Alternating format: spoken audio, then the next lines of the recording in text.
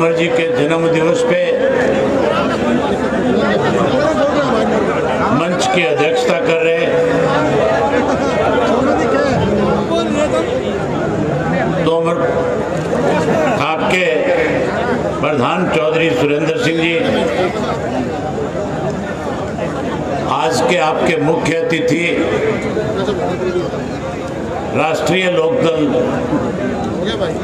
Party के राष्ट्रीय अध्यक्ष आदरणीय चौधरी अजीत सिंह जी, मंच पे बैठे हुए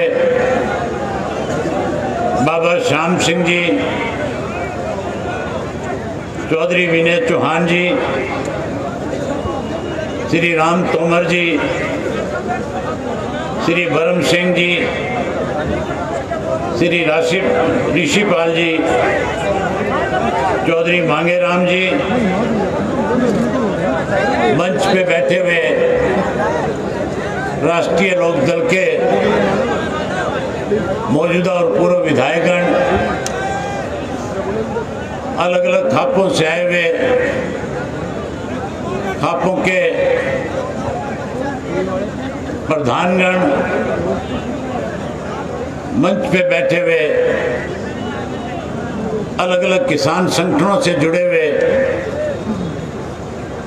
आज किसानों की लड़ाई को लंबे समय से एक आंदोलन के रूप में लड़ करके आपसी भाईचारे को मजबूत करने वाले, जहां मंच पे बैठे सभी नेतागण, वहीं आज आप हजारों की संख्या में राजा सलकपाल देव जी तोमर के जन्म दिवस के ऊपर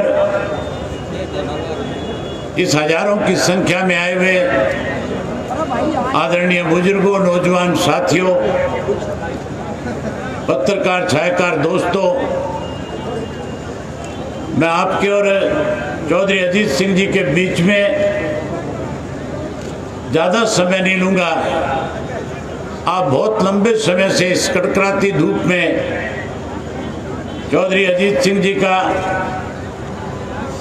जहाँ आज भाषण सुनने आए हो, भाई आपका जो जज्बा, जो उत्साह, जो हौसला और जिस तरह से आपने जब वो मंच पे आए उनका स्वागत किया, मैं उसके लिए आप सबको बधाई देता हूँ, यहाँ बधाई देता हूँ।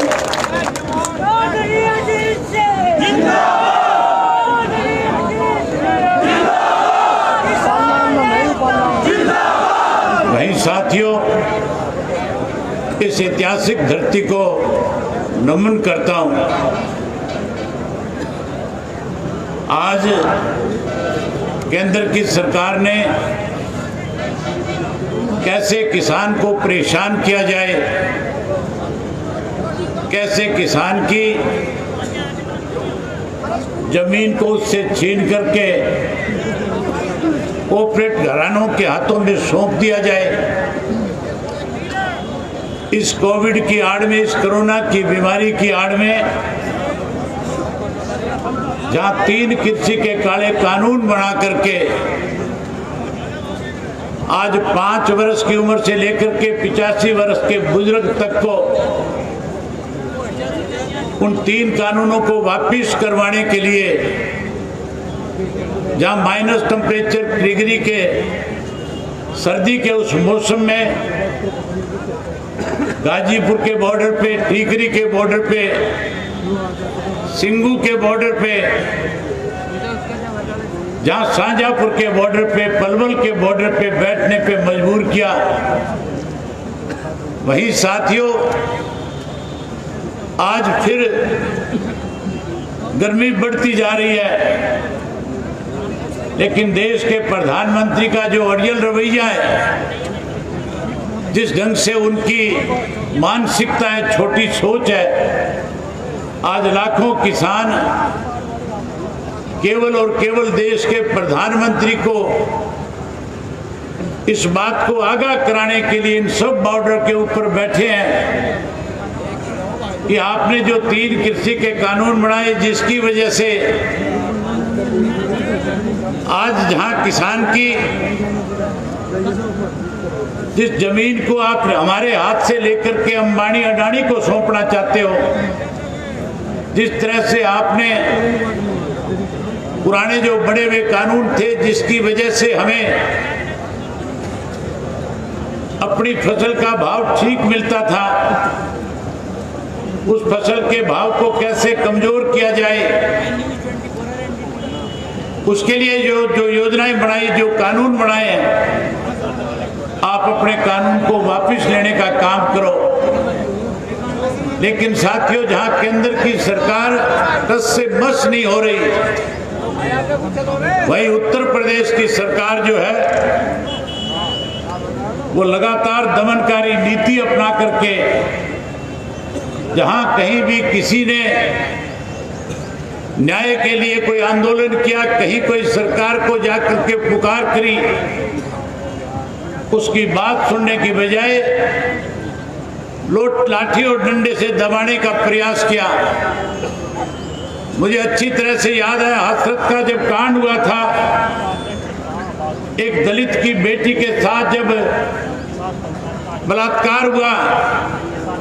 जहां सरकार की जिम्मेवारी बनती थी कि जिन लोगों ने बलात्कार करके उस लड़की को मारने को काम किया, जहां उनके खिलाफ कार्रवाई करनी चाहिए थी, जहां उन्हें पकड़ना चाहिए था, जहां उन्हें फांसी लटकाना चाहिए था, बजाय उन लोगों के खिलाफ कार्रवाई करने के सरकार ने उनको संरक्षण देने का काम किया। और हाथरस के अंदर जब हमारे उत्तर प्रदेश के अलग अलग पार्टियों से जुड़े हुए लोग जाकर के सहानुभूति उस परिवार से प्रकट कर रहे थे, जब जयंत चौधरी जी भी अपनी सहानुभूति प्रकट करने उनके घर जा रहे थे, तो किस तरह से उत्तर प्रदेश की सरकार ने, जहां उसकी जिम्मेवारी बनती थी कि उनको उनके घर तक ले जा करके सुरक्षित वापस लेकर के आना चाहिए था, बजाय वहां उनको उस घर तक पहुंचाने के, उनको रोकने के लिए बैरिकेड्स लगाने का काम किया। जब वो बैरिकेड्स के ऊपर पुलिस के लोगों से खड़े होकर के बात कर रहे थे, उन्हें कहीं अंदर ले जा करके उनको रोकने के लिए उनके ऊपर जब लाठियों बरसाने का काम किया, किस तरह से सरकार दमन से उन बलात्कारियों को बचाने का काम कर रही थी, उस वक्त जब उनके ऊपर लाठियां बरसाने का काम सरकार ने किया, मैं बधाई देता हूं मुजफ्फरनगर के लोगों को, बधाई देता हूं बागपत के लोगों को, बधाई देता हूं मथुरा के लोगों को, जिन्होंने चौधरी अजीत सिंह जी के साथ, जहां चौधरी अजीत सिंह जी को एक ताकत देने का काम किया, वहीं भाई चौधरी वहीं जयंत चौधरी जी को, जहां चौधरी अजीत सिंह जी को ताकत देने का काम किया, वही जयंत चौधरी जी को यह विश्वास दिया कि हम आपके साथ खड़े होकर के इस सरकार को न केवल सबक सिखाएंगे, बल्कि आने वाले समय में जब विधानसभा का चुनाव होगा तो इस सरकार को सत्ता से बाहर करके नए सिरे से इस प्रदेश की सत्ता की बागडोर किसान के बेटे के हाथ में सौंपने का काम करेंगे। आज साथियों, फिर वही समय आ गया है जहां लाठी और गोली की वजह से, जहां गाजीपुर के बॉर्डर पे बैठे उत्तर प्रदेश, हरियाणा और उत्तराखंड के किसानों के ऊपर 27 तारीख की रात को किस तरह से पुलिस की घेराबंदी करके सत्ता में बैठे हुए विधायक ने कहीं लोगों को खदेड़ने का प्रयास किया था, जहां आप लोगों ने न केवल विरोध करने का काम किया, बल्कि जो आंदोलन कहीं, जिस आंदोलन के अंदर जहां बड़ी संख्या में लोगों को होना चाहिए था, कहीं उस आंदोलन में कहीं छोटी मोटी कमी थी, आपने रातों रात उस आंदोलन को फिर से इतना मजबूती के साथ खड़ा कर दिया, जिस आंदोलन को साजिश के तहत भारतीय जनता पार्टी की सरकार खत्म करना चाहती थी। 26 जनवरी को लाल किले पे जिस ढंग से कहीं किसान का आंदोलन खत्म हो, इसके लिए भारतीय जनता पार्टी की केंद्र की सरकार ने एक षड्यंत्र के तहत जहां लाल किले पे कुछ लोगों को, अपने लोगों को पहुंचा करके ये कह करके उस आंदोलन को खत्म करने का प्रयास किया था कि आज तिरंगे का अपमान हो रहा है। लेकिन बधाई दूंगा मैं इन खास करके जो सोशल मीडिया के लोग हैं, जो छोटे छोटे बच्चे 24 घंटे अपने हाथ में टेलीफोन लेकर के जहां लोगों के बीच में जाकर के इस आंदोलन को मजबूत बनाने के लिए उन लोगों से बातचीत करके पूरे देश के लोगों को दिखाने का काम करते हैं। वहीं उस दिन 26 जनवरी को अगर ये नौजवान बच्चे वहां पे मौजूद ना होते तो भारतीय जनता पार्टी अपने षड्यंत्र में कामयाब हो सकती थी। इन छोटे छोटे बच्चों ने उन चेहरों को बेनकाब करने का काम किया था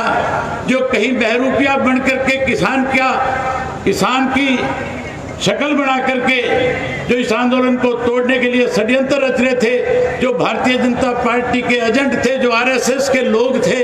उनके चेहरे दिखा करके साबित कर दिया था कि इसमें कोई किसान नहीं है, इसमें केवल वो लोग हैं जो इस देश को तोड़ना चाहते हैं, जो इस आंदोलन को खत्म करना चाहते हैं, जो आपसी भाईचारे को बिगाड़ना चाहते हैं, जो सिख और हिंदू के नाम पर इस आंदोलन को बांटना चाहते हैं। इन साथियों ने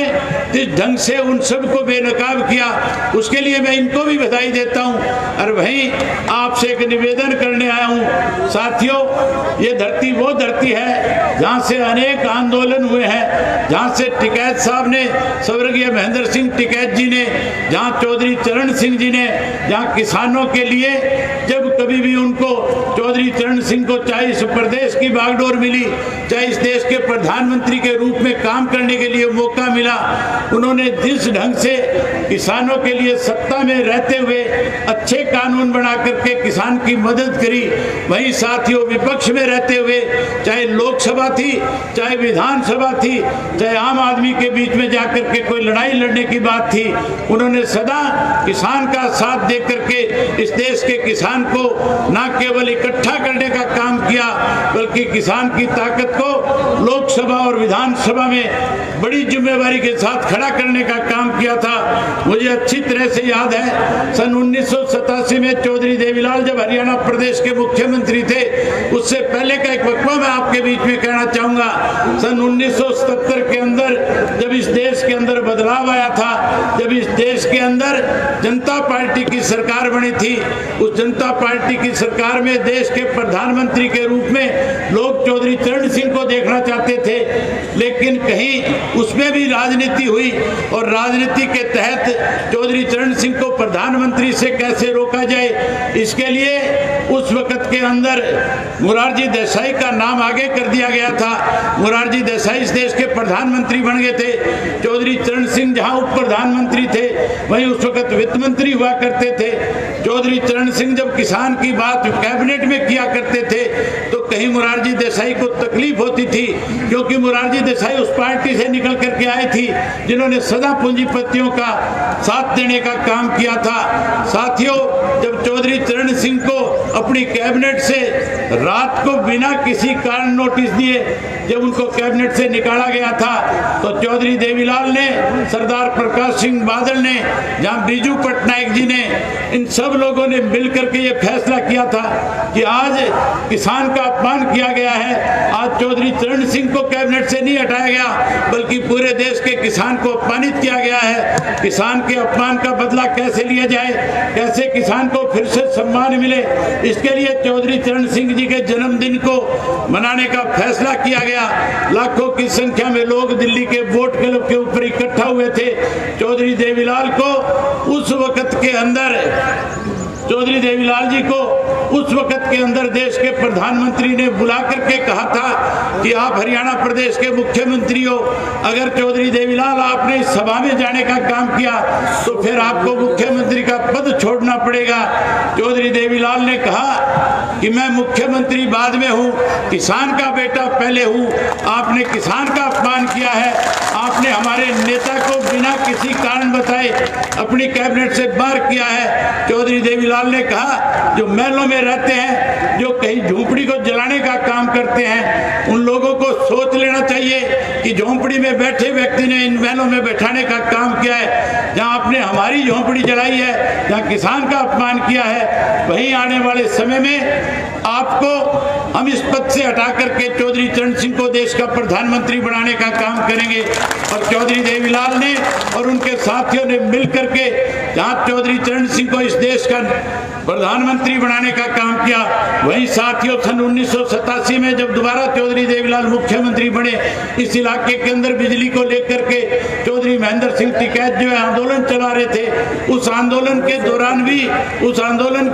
भी चौधरी देवीलाल जी ने यहाँ के किसान के सामने बिजली की दिक्कत ना आए, उसके लिए अनेक चीजें आपके पास भेजने का काम किया था। मैं ज्यादा समय न लेकर के केवल एक बात आपसे कह करके अपनी जगह लेना चाहूंगा, क्योंकि मुझे लगता है कि समय की कमी है। चौधरी साहब ने भी हो सकता है कहीं जाना हो, इसलिए एक ही बात कहनी चाहूंगा कि आज संगठित होने का समय है। आज कृषि के 3 काले कानूनों को वापस करवाने के लिए हमें छोटे मोटे मतभेद बुला करके इकट्ठे होकर के जहां इस आंदोलन को जीतना चाहिए, वहीं आने वाले समय में जब विधानसभा का चुनाव हो तो भी आपसी मतभेद खत्म करके